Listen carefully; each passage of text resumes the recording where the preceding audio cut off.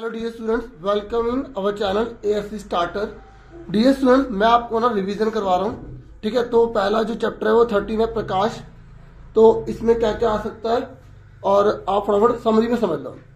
तो देखो, पहला आपसे अगर पूछ ले कि प्रकाश क्या है, तो आप बताओगे प्रकाश एक प्रकार की ऊर्जा होती है। ठीक है, क्या होती है? एक ऊर्जा होती है जिसके द्वारा हम वस्तु को देख पाते हैं। क्लियर हो गया? लाइट क्या होती है? एक एनर्जी होती है जिससे हम वस्तु को देख पाते हैं।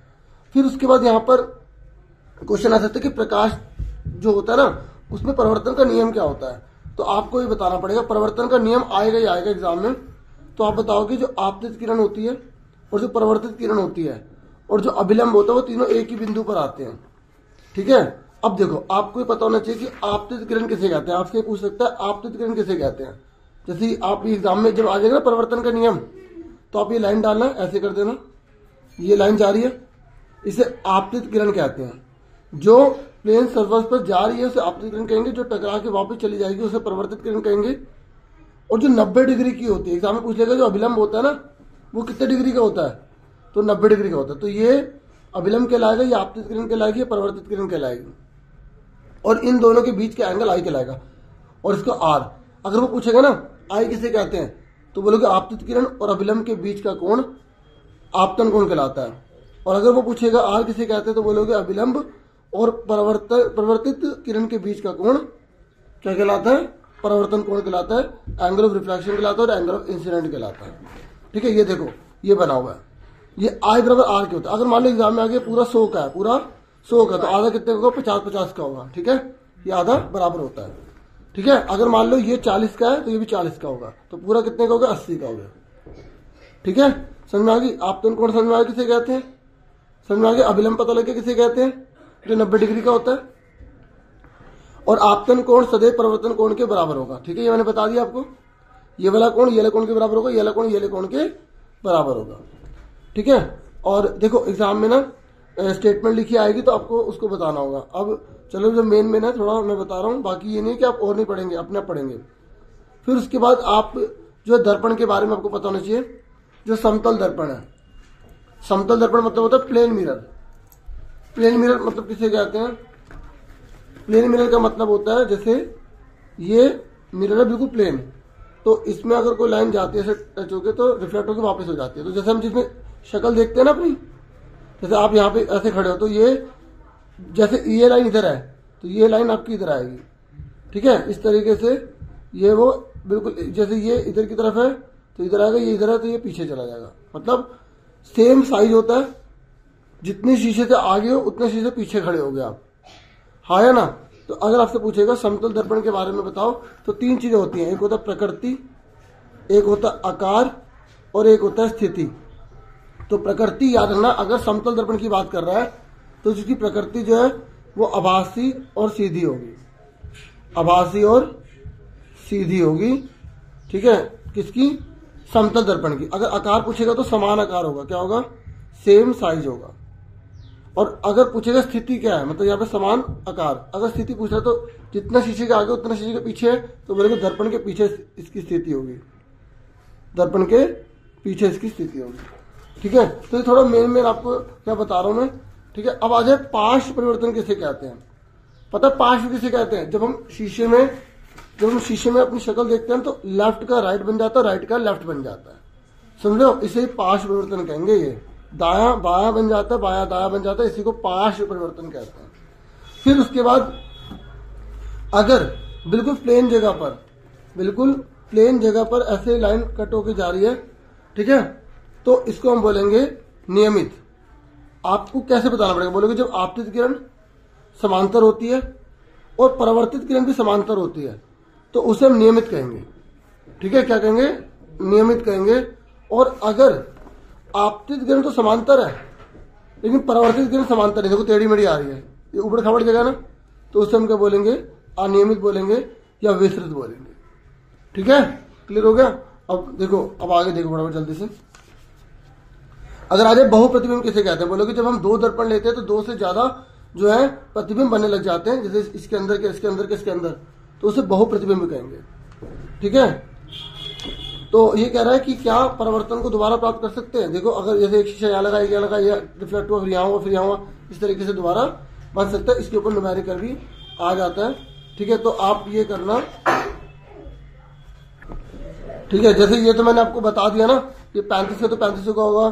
ठीक है, ये इंसिडेंट रे होती है, रिफ्लेक्टेड रे होती है, आई बराबर आर के होता है। ठीक है, और लो रिफ्लेक्शन अगर आ जाएगा तो आप बताओगे आई बराबर आर के होता है। और ये तीनों के तीनों जो किरणें होती हैं एक ही बिंदु पर आएंगे, आपतित किरण, परावर्तित किरण और अभिलंब, तीनों एक ही बिंदु पर आएंगे।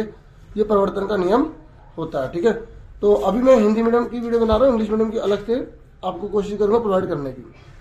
ठीक है, अब अगर आ जाए बहुमूर्ति दर्शी क्या होता है, तो इसके ऊपर एक बार आप पढ़ लेना। और कैल्डोस्कोप कैसे बनता है ये पढ़ लेना, इसमें रंग बिरंगे जो चित्र बनते हैं। ठीक है, ये आपको याद रखना है और बता देना कि इसमें किस तरीके से पैटर्न नए नए बनते रहते हैं, दोबारा उस पैटर्न को हम प्राप्त नहीं कर सकते। इतने प्रकार की इसकी रोचक विशेषता होती है, और जो हम कल्पना भी नहीं कर सकते, उससे भी सुंदर सुंदर चित्र बनते हैं। फिर उसके बाद अगर पूछेगा प्रकाश कैसे गति करता है, तो बोलोगे सीधी रेखा में गति करता है। क्या प्रकाश टेढ़ा मेढ़ा जाता है? नहीं। तो प्रकाश क्या एक व्हाइट लाइट है। ठीक है, सफेद रंग का होता है। और सफेद रंग में कितने रंग निकल सकते हैं? 7 रंग निकलते हैं। कितने निकलते हैं? 7 रंग निकलते हैं। उसे क्या बोलते हैं? विबग्योर। विबग्योर। ठीक है, violet, indigo, blue, green, yellow, orange और रेड, 7 रंग निकलते हैं। ठीक है, और अगर हमारी आंख के बारे में पूछा, अच्छा ये सुनो, ये एग्जाम में आ जाए, विक्षेपण किसे कहते हैं, तो बोलोगे जो सफेद रंग 7 रंगों में टूट जाता है उसे विक्षेपण कहते हैं। और इंद्रधनुष बनता है ना, अगर पूछेगा ना विक्षेपण का उदाहरण दो, तो बोलोगे इंद्रधनुष। ये देखो रंग नजर आ रहे ना, आ रहे रंग। ठीक है, अब आगे देखो फटाफट जल्दी से। अब ये आंख का है, तो आपसे ना आंख के बारे में पूछ लेगा कि इन सबके क्या क्या काम होते हैं। ठीक है, तो पुतली के साइज को परितारिका से नियंत्रित किया जाता है। अगर पूछेगा परितारिका क्या करती है, तो ये पुतली के साइज को कंट्रोल करती है। ये लिखा है इसमें, इनमें से किसी एक का काम जरूर पूछेगा, या ऐसा करेगा वो एमसीक्यू में दे देगा, तो आपको बताना पड़ेगा कोई कौन क्या काम करता है। समझे मेरी बात? तो परितारिका के रंग, और सुनो ये अगर पूछेगा लेंस कौन सा लगा होता है, तो अगर पूछेगा ना लेंस कौन सा लगा, जैसे यहाँ पर इंग्लिश में सारी डेफिनेशन लिखी हुई है। ठीक है, तो अगर पूछेगा लेंस क्या करता है, तो आप ये बता देना लेंस जो होता है वो कौन केव लेंस लगा होता है। ठीक है, कौन सा लेंस लगा होता है इसमें? अवतल लेंस लगा होता है। अगर आपसे पूछेगा ना कौन सा लेंस लगा होता है, अवतल लेंस बता देना। और इमेज कैसी बनती है इसमें? इमेज बनती है रियल इन्वर्ट, मतलब हम जब किसी की शक्ल देखते हैं तो हमें रियल इन्वर्ट उल्टा दिखाई देगा, पर हमारे ऑप्टिक नर्व, हमारा ब्रेन की वजह से वो सीधा हो जाता है, फिर हमें सीधा दिखाई देती है। किसी को हम देखते हैं ना सीधा दिखाई देता है, उल्टे थोड़ी दिखाई देते हैं हमें। ठीक है, और देखो लेंस हो गया, पक्षपात पेशियां हो गई, ये आप यहाँ से आराम से पढ़ सकते हैं। इसमें लिखा है, मैं थोड़ा थोड़ा मेन में बता रहा हूँ आपको। ठीक है, तो अंध बिंदु होता है जहां पर प्रकाश पड़ जाए तो वहां पर कुछ दिखाई नहीं देता। और ये सबसे इम्पोर्टेंट क्वेश्चन है, ये मोस्ट इम्पोर्टेंट क्वेश्चन है, शंकु और शलाका किसे कहते हैं।